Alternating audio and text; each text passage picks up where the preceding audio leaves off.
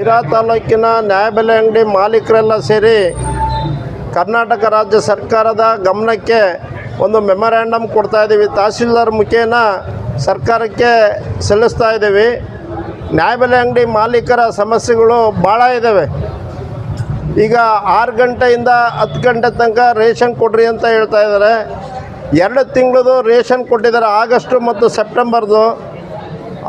ನಾವು ಎಷ್ಟೇ ಫಾಸ್ಟಾಗಿ ಕೊಡೋಕ್ಕೂ ಸರ್ವರ್ ಇರಲ್ಲ, ಸರ್ವರ್ ಪ್ರಾಬ್ಲಮ್ ಜಾಸ್ತಿ ಇದೆ. ಒಬ್ಬ ಕಾರ್ಡಿಗೆ ರೇಷನ್ ಕೊಡೋದಕ್ಕೆ ಕನಿಷ್ಠ ಅಂದರೆ 15ರಿಂದ 20 ನಿಮಿಷ ಆಗ್ತಾಯಿದೆ. ಹೀಗಾಗಿ ಸರ್ವರ್ ಫಾಸ್ಟಾಗಿ ಕೊಟ್ಟರೆ ನಾವು ಮಾಡೋಕ್ಕೆ ರೆಡಿ. ಜೊತೆಗೆ 2015ರಲ್ಲಿ EKYC ಮಾಡಿರೋದು 2026 ಆದರೂ ಸಮೇತ ಸರ್ಕಾರದಿಂದ ನಮಗೇನು ರೆಮ್ಯುನರೇಷನ್ ಕೊಟ್ಟಿಲ್ಲ. ಆಮೇಲೆ ಏಪ್ರಿಲಿಂದ ಇಲ್ಲಿವರೆಗೂ ಕಮಿಷನ್ನು ಸರ್ಕಾರದಿಂದ ರಿಲೀಸ್ ಆಗಿಲ್ಲ. ಸಾಹೇಬರು ಪಾಪ ಇಲ್ಲಿ 1 ಗಂಟೆನೂ ಫೈಲ್ ಇಟ್ಕೊಳ್ಳೋದಿಲ್ಲ, ಕಳಿಸ್ತಾ ಇದ್ದಾರೆ. ರಾಜ್ಯ ಸರ್ಕಾರ ಹಣನ ಬಿಡುಗಡೆ ಮಾಡ್ತಾ ಇಲ್ಲ. ಈಗ ನಮಗೆ 16 ಅವರ್ ಡ್ಯೂಟಿ ಮಾಡಿರಿ ಅಂದರೆ ಮಾಡೋದು ಕಷ್ಟ ಆಗುತ್ತೆ. ಈಗ 8 ಅವರ್ ಡ್ಯೂಟಿ ಕೊಟ್ಟರೆ ಮಾಡೋದಕ್ಕೆ ನಮ್ಗೆ ಈಸಿ ಆಗುತ್ತೆ. ಅದನ್ನು ಎಲ್ಲರೂ ಸೇರಿ ಪ್ರೊಟೆಕ್ಟ್ ಮಾಡ್ತಾಯಿದ್ದೀವಿ. ನಾವು 8 ಅವರ್ ಕೆಲಸ ಮಾಡೋಕ್ಕೆ ರೆಡಿ ಇದ್ದೀವಿ. ಇಲ್ಲ ಅಂದರೆ ಎಲ್ಲರಿಗೂ BP, ಶುಗರು ಇವೆಲ್ಲ ಜಾಸ್ತಿ ಆಗೋ ಸಂಭವ ಜಾಸ್ತಿ ಐತೆ.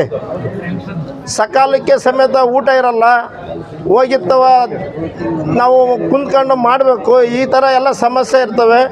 ಅದರಲ್ಲಿ ಹೆಣ್ಮಕ್ಳು ಮನೆಯವರು ನಮ್ಮ ಕುಟುಂಬದವರು ಫೋನ್ ಮಾಡಿ ಇಷ್ಟೊತ್ತಾದರೂ ಬರಲಿಲ್ಲ, ಎಲ್ಲೋದ್ರಿ ಅಂತ ಅವರೊಂದು ಕಡೆ ಟಾರ್ಚರ್ ಕೊಡ್ತಾರೆ.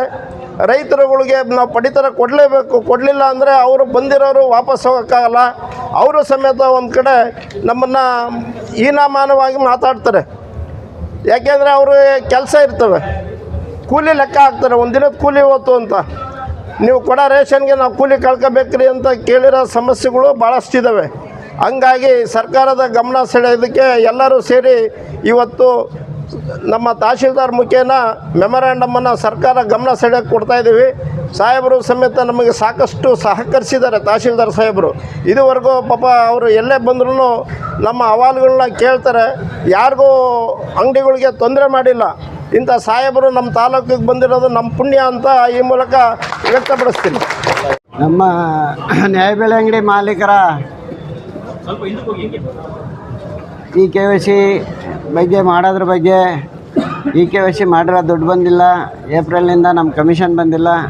ಇಲ್ಲಿನವರೆಗೂ ನಾವು ನಮ್ಮ ಸಾಹೇಬ್ರನ್ನ ಕಂಡು ತಹಶೀಲ್ದಾರ್ನ ಈಗ ಸರ್ಕಾರದ ಗಮನಕ್ಕೆ ಕೊಡಬೇಕು ಅಂತೇಳಿ ಈಗ ವಿನಂತಿಸ್ಕೊಳ್ತಾ ಈಗ ಕೊಡ್ತಾಯಿದ್ದೀವಿ.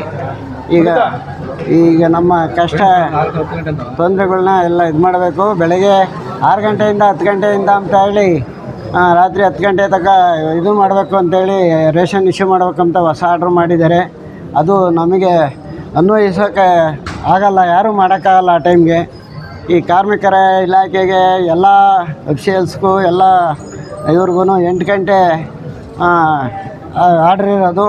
ಆದರೂ ನಮ್ಮನ್ನು ಈಗ ದಿನಪೂರ್ತಿ ಈಗೆಲ್ಲ ರಾತ್ರಿಯೆಲ್ಲ ಮಾಡಬೇಕು ಅಂದ್ರೆ ಸಾಧ್ಯ ಆಗಲ್ಲ. ನಮಗೂ ಬೆಳಿಗ್ಗೆನೇ ಮಾಡಿ ರಾತ್ರಿ 10 ಗಂಟೆವರೆಗೂ ಮಾಡೋದು ಕಷ್ಟ ಐತೆ. ಅದಕ್ಕೋಸ್ಕರ ನಾವು ಇವೆಲ್ಲ ನಮ್ಮ ಆಹ್ವಾನಗಳು ಈಗ ನಮ್ಮ ತಹಶೀಲ್ದಾರ್ ಮುಖಾಂತರ ಸರ್ಕಾರಕ್ಕೆ ಒಪ್ಪಿಸ್ತಾ ಇದ್ದೀವಿ. ಇಂತಿ ನಮ್ಮ ಸಾಹೇಬರಿಗೆ ವಂದನೆಗಳು. ಪಡಿತರ ವಿತರಕ ಸಂಘದಿಂದ ಏನು ನಮಗೆ ಮನವಿ ಕೊಟ್ಟಿದ್ದಾರೆ EKYCನಲ್ಲಿ ಆಗ್ತಿರೋ ತೊಂದರೆ ಬಗ್ಗೆ. ಅದನ್ನು ನಾವು ಸರ್ಕಾರದ ಹಂತಕ್ಕೆ ನಾವು ಮುಂದಿನ ಕ್ರಮಕ್ಕೋಸ್ಕರ ಸಲ್ಲಿಸ್ತೀವಿ. ಸರ್ವರ್ ಸಮಸ್ಯೆ ಇರ್ಬೋದು, EKYC ಮಾಡೋದ್ರಲ್ಲಿ, ಮತ್ತು ಅವರಿಗೆ EKYC ಮಾಡೋದಂಥ ರೆನ್ಯುವರೇಷನ್ ಕೊಡೋದ್ರ ಬಗ್ಗೆ ಇರ್ಬೋದು, ಏನು ಅವ್ರು ಮನವಿ ಕೊಟ್ಟಿದ್ದಾರೆ ಆ ಮನವಿ ಪತ್ರಗಳನ್ನು ನಾವು ಸರ್ಕಾರಕ್ಕೆ ಮುಂದಿನ ಕ್ರಮಕ್ಕೆ ನಾವು ಸಲ್ಲಿಸ್ತೀವಿ.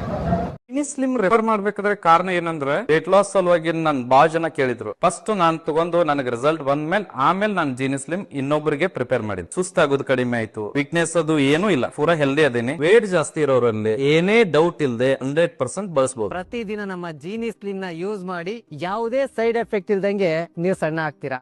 ಥೈರಾಯ್ಡ್ ಇದೆಯಾ, ದಪ್ಪ ಆಗ್ತಾ ಇದ್ದೀರಾ, ಥೈರಾಯ್ಡ್ ನ ಹೇಗ್ ರಿವರ್ಸ್ ಮಾಡ್ಬೇಕಂತ ಗೊತ್ತಾಗ್ತಾ ಇಲ್ವಾ?